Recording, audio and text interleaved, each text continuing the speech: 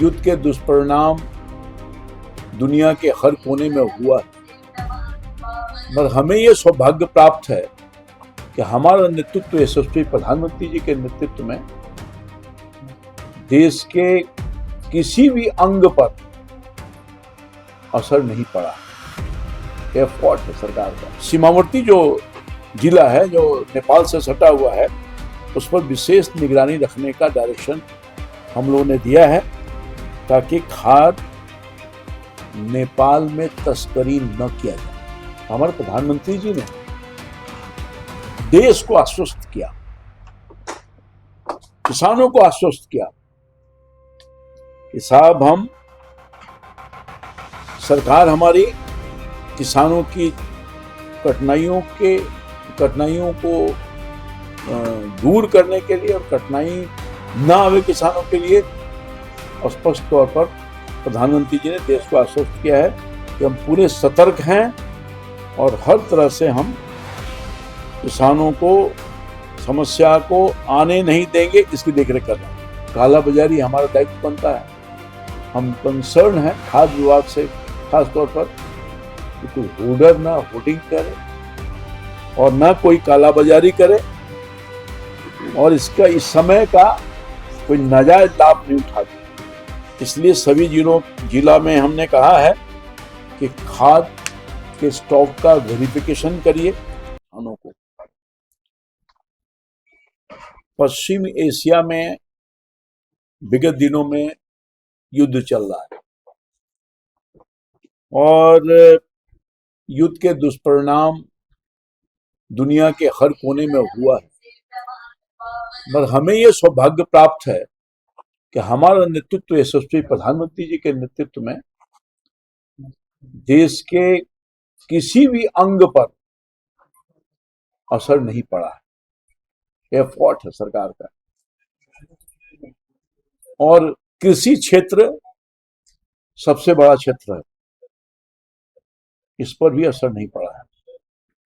और बिहार तो लगभग 76% आबादी तो खेती और किसानी पर निर्भर कर रही है। तो हमारा विभाग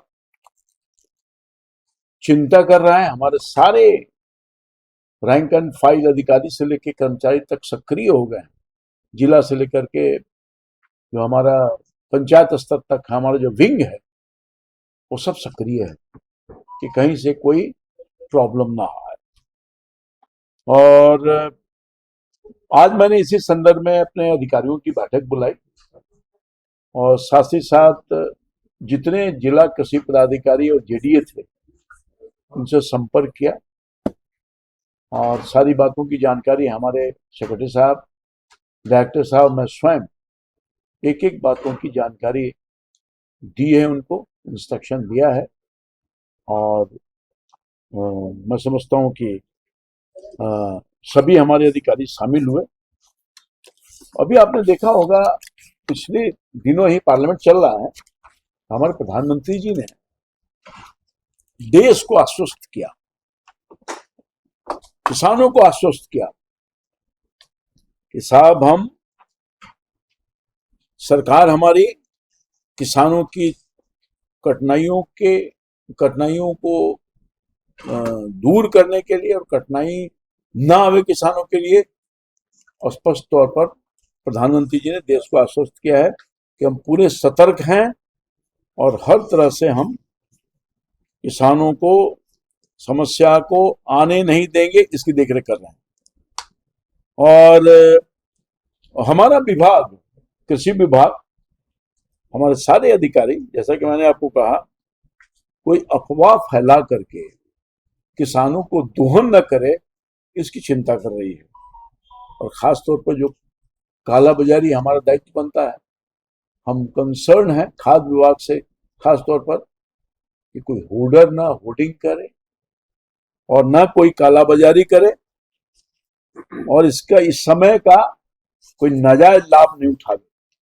इसलिए सभी जिला में हमने कहा है कि खाद के स्टॉक का वेरिफिकेशन करिए, ये आदेश दे दिया है। दूसरी बात है, सिर्फ रिटेलर पर ही हम ध्यान नहीं रखेंगे, हम कार्रवाई रिटेलर पर नहीं करेंगे। हम साफ तौर पर कहा है अपने अधिकारियों को कि साहब हम स्टॉकिस्ट पर भी पूरा ध्यान रखने का काम करेंगे, और हमारे जो जो प्रखंड के कृषि पदाधिकारी हैं और कृषि समन्वयक हैं, जिला के कृषि पदाधिकारी हैं, इनको भी बख्शा नहीं जाएगा। अगर किसी तरह से कोई कमी आई आज के इंस्ट्रक्शन के बाद तो जिम्मेवारी फिक्स है इन अधिकारियों पर, हम उनको उनके खिलाफ भी कार्रवाई करने में कहीं कोई कुताही नहीं करेंगे। दूसरी बात यह है, जो खास तौर पर बॉर्डर का जिला है, सीमावर्ती जो जिला है जो नेपाल से सटा हुआ है, उस पर विशेष निगरानी रखने का डायरेक्शन हम लोगों ने दिया है, ताकि खाद नेपाल में तस्करी न किया जाए। ये बहुत बारीकी से इस पर हम लोग नजर रखे हुए हैं। जानते हैं कि हमारे यहाँ वहाँ कितना अधिक राशि में मिलता है, हमारे यहाँ कितना कम राशि में मिलता है, उनके यहाँ कितना, तो ये सब मौके का फायदा उठा सकता है लोग, तो इसलिए अभी से ही अलर्ट हैं। तो यही नहीं, और हम लोगों ने भी निर्णय लिया है कि सभी जिलों में पैक्सों को खाद लाइसेंस देने की प्रक्रिया जो हो रही है उसको तेज करेंगे, ताकि वहां से आसानी से किसानों को मिल सके